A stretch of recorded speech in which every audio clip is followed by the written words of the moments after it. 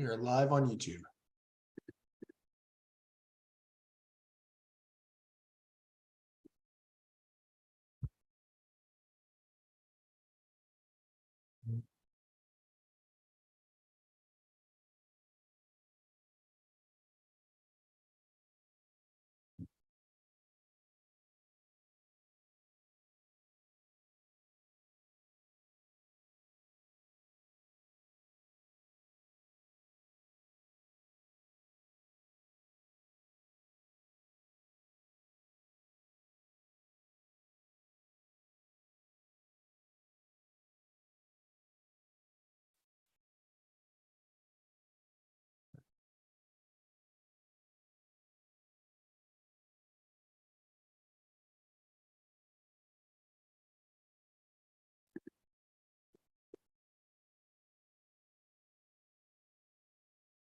This is what we in the podcast game call the filtering in time.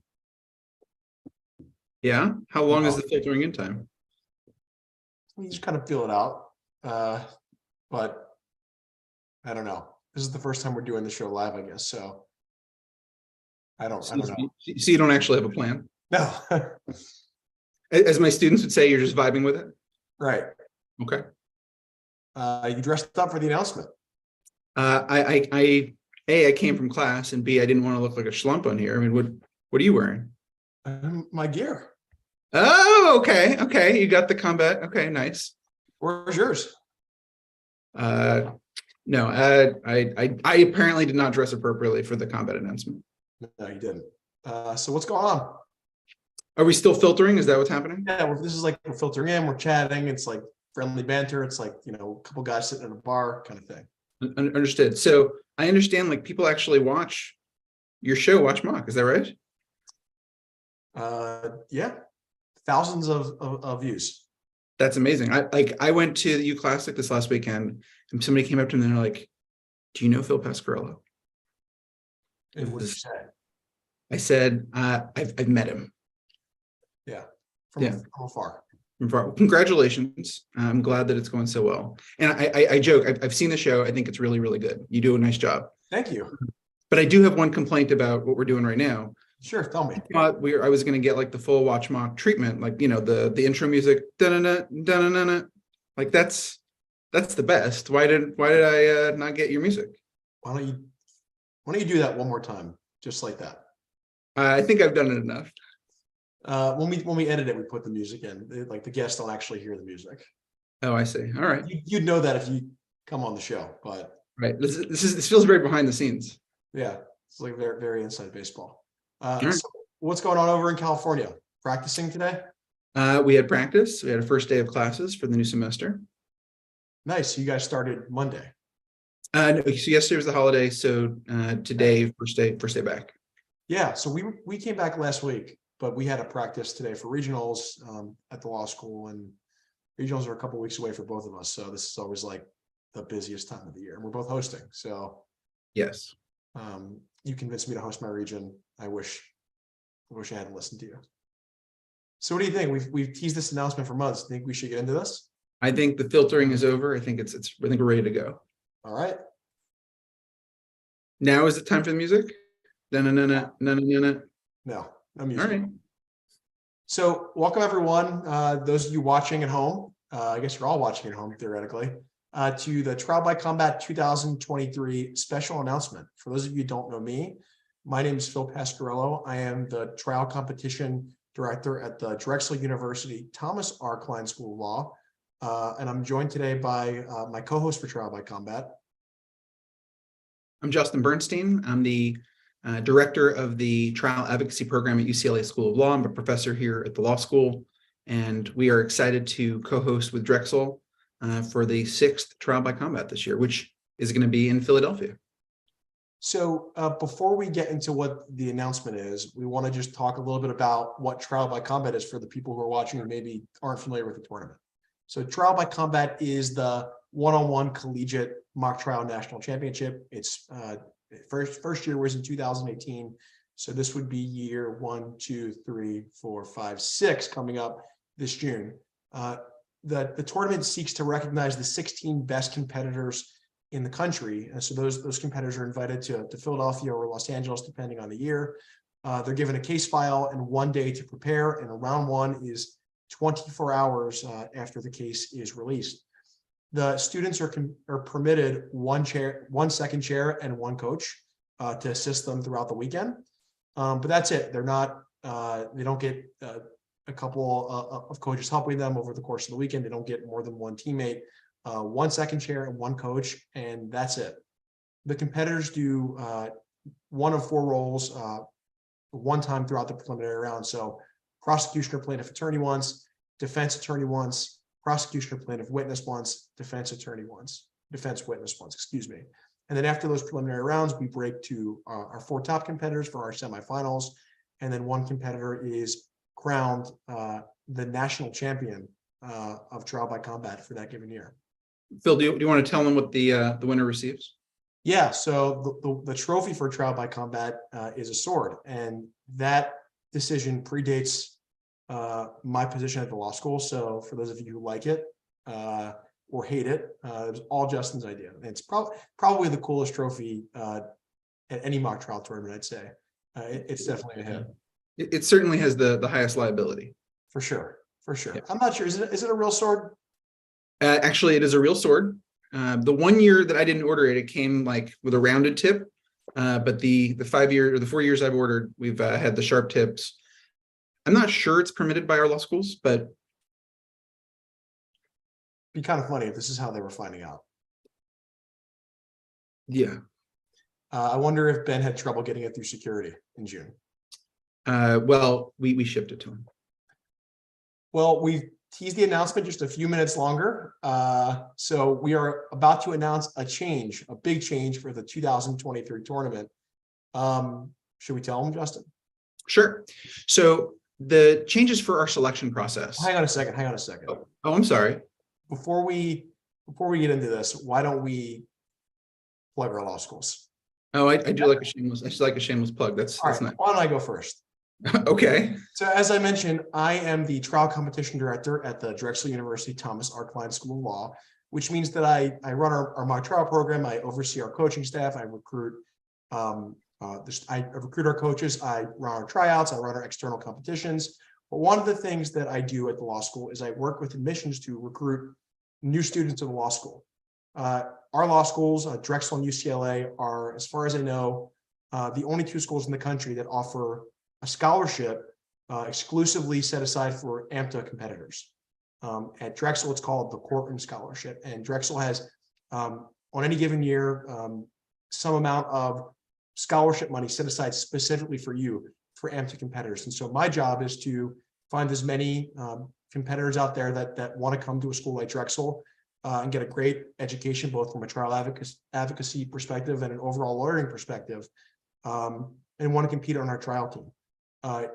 The application or the information about the application is on our website. If you Google Courtroom Scholarship, Drexel Law, it'll come right up. It's in the description to all the Watch Mob episodes, so you can find that information there. If you have any questions about how to apply, what our trial advocacy program is like, please feel free to reach out to me via email or otherwise. I'll brag a little bit about our trial advocacy program before I turn it over to Justin to talk about his. We've had a lot of competitive success over the last several years. Drexel has won the regional competition 8 times in 8 years. We've won Top Gun. We've won the Tournament of Champions twice, which is the biggest fall invitational, think GAMTI for law school. We won the AAJ National Championship. We've had lots of competitive success. We also have lots of resources. We have a building in Center City, Philadelphia called the Klein Institute for Trial Advocacy, which for those of you who have seen the final rounds of Trial by Combat from 2018 and 2019, that's where the championship trial was, in that building. It is a building that is set aside strictly for trial advocacy. It has 5 beautiful courtrooms with brand new furniture and tech, the whole thing. That's where our teams practice. That's where we host our competitions. And that's where the 16 competitors who were invited to compete will be this June. So before I turn it over to Justin, I hope all of you who are considering law school will apply for the Courtroom Scholarship. And if you're even a little bit interested, please reach out to me. I'd be happy to talk to you about it. With that, I'll turn it over to Justin to talk a little bit about UCLA. Before I say anything about UCLA, I need to say something about Drexel. I had the privilege of teaching and coaching at Drexel for a year. That's how I met Phil. And while he mentioned some of the great things that the school has to offer, he left out, I think, the biggest asset to the trial advocacy program, and that's Phil. I'm biased. He's a former student of mine, but I'm not that biased because judges thought he was pretty good when he won Top Gun in 2018. Am I getting the year right? Yes. Yes. He probably has not bragged about this on his show. He is the person who won the most ballots in the final round in the history of that competition. And he's an exceptional coach. I also know that his students not only do well competitively, but they go on to great careers. They're trial lawyers, they're litigators, they're doing really well. And so I encourage you to apply to Drexel. I'll say a little bit about my program. As I said, when I had a chance to speak at UClassic last night or 2 nights ago, I'll give you 3 simple facts about UCLA if we're sticking with the mock trial theme. So fact number 1 for why I hope you'll consider applying to UCLA, we have the #1 ranked mock trial team in the country at our law school. And if you look at any version of the law school TPR, so to speak, if we're using AMTA lingo, the gap between UCLA at #1 and the next school at #2 is larger than the gap between #2 and #100. And it gives you an idea of how well my students have done over the last 5 years. They're really incredible, and they're fueled by students like you, top undergraduate competitors. Second, it's not just for competition. Our trial advocacy training, our mock trial training is for real world success. And so I'm proud that every single student who's part of our trial program who wants to do trial work when they graduate is now doing trial work 100%. And the third fact, because I know so many people are concerned about law school debt. And I think that a lot of people go to law school because they want to make some money. In addition to the trial advocacy scholarship that Phil mentioned that we have at UCLA, I'm proud to say that of our graduating members of the last 2 UCLA trial teams, the average starting salary, for those students is north of $200,000. So this is a school where you'll have incredible mock trial success, but we think it's going to give you a catapult to great real world success, excuse me. So those are my 3 simple facts. The plug's over. I think we're ready for the announcement. Yeah. We've teased it even longer now with that plug. So Justin, why don't you tell them what we're thinking? Sure.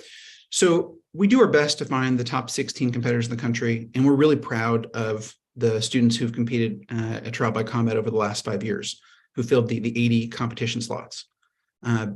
And we choose those students as rigorously as we can. We know that the competition is going to be fierce, so we consider individual success, often in the form of awards, team success by whether they reach nationals, how highly they place.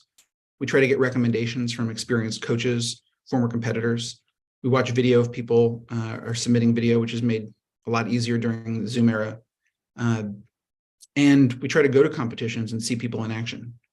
But inevitably, that process favors people who get to nationals. And I think in some ways that makes sense because at nationals, you're seeing the best against the best. And so while we've had people who've competed trial by combat without having reached nationals, it's not as often as probably is deserved because there's probably some outstanding competitors who slipped through the cracks. And so we want to improve that. Phil, do you want to put on screen the list of schools who've attended in the past? So I think sometimes there's a sense that it's the same 16 schools each year. That's not the case. We've had 38 different schools represented at Trial by Combat since we started. But we'd love to see even more. Do you want to flip to the next slide so we can talk about the change? So starting this year, we're going to continue to select 14 competitors based on our traditional metrics: individual success, team success, recommendations, video, watching in person, looking for a diverse field in all senses. But we're going to reserve 2 spots for the winners of a play-in competition. And the students who are eligible for the play-in competition are different than those who are eligible for the 14 spots, because anybody is eligible for the 14 spots. But the play-in competition is going to be limited to students from schools who've never competed trial by combat before.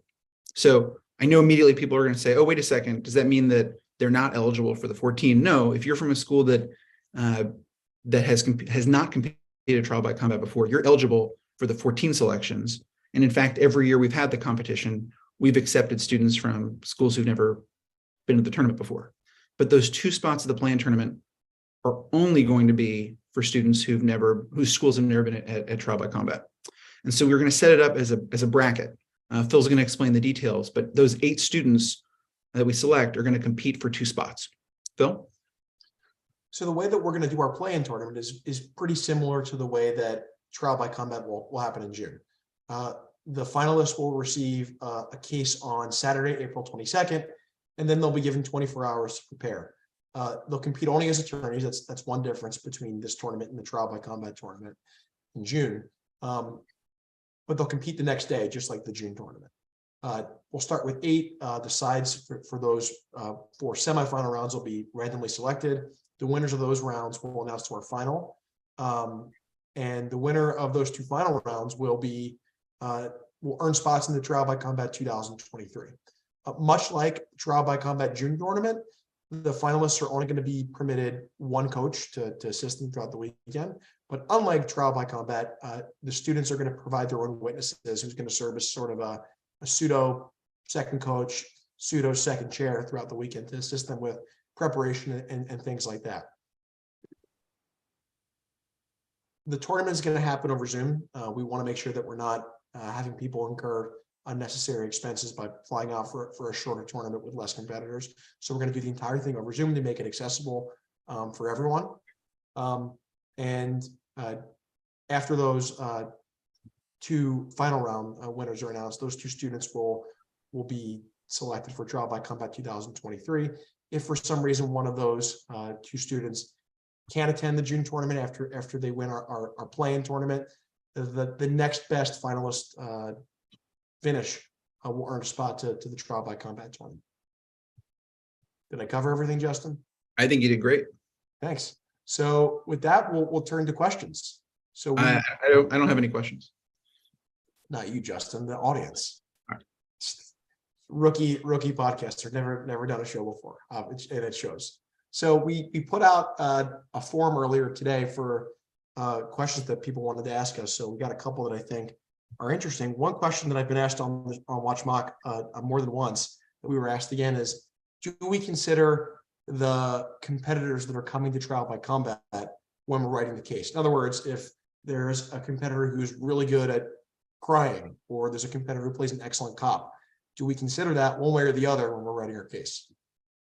So this is probably the among the simplest answers we could give to the questions I'm guessing you're going to pose. And the answer is no, just no, period. We often come up with the case topic and the witnesses before we even know who's coming. But no, the case isn't tailored to the strengths or experience of any particular competitors. And I'm not sure, Justin, we've ever talked about a specific competitor when we were case writing. Am I right about that? I don't think so. One of the next questions, the next question I should say that I got is, what is our favorite Trial by Combat case and our least favorite, and why? All right, you go first. Oh man. So I think my favorite Trial by Combat case is the most recent one because I love mafia stuff. It's so hard because all the Trial by Combat cases are really good. I would say one of the first 2 because I wasn't as involved in the case writing for those first 2, but that I would just be biased. I think the Tiger King one. Okay. Because it was a difficult prosecution case, although I don't think the balance statistics bore that out. What do you think? So you like the Sydney versus Sonali case? The what case? The final round was Sydney versus Sonali. Oh, that'd be my least favorite, I'd say. Oh, your least favorite. Okay. So I think my least favorite would probably be 21, the car accident case. And then my favorite, it's close. I do like your mob case, and I say yours because that concept was all you. But I like the inaugural one because, it's murder. It's did she kill her husband? It's just a fun case. So what you're saying is your least favorite case was the first one where I was one of the primary authors. I don't remember you writing that. I'm just kidding. No, I was proud of that case too. Okay, here's a non-trial by combat question. If you could put together a mock trial team with 3 attorneys and 3 witnesses who competed in the last 5 years, is very specific, who would be on that team? I can guess your team. I mean, just based on Watch Mock, I'm assuming your team would be 3 Bennett Dembskis and 3 Thomas Azaris. So you watch the show.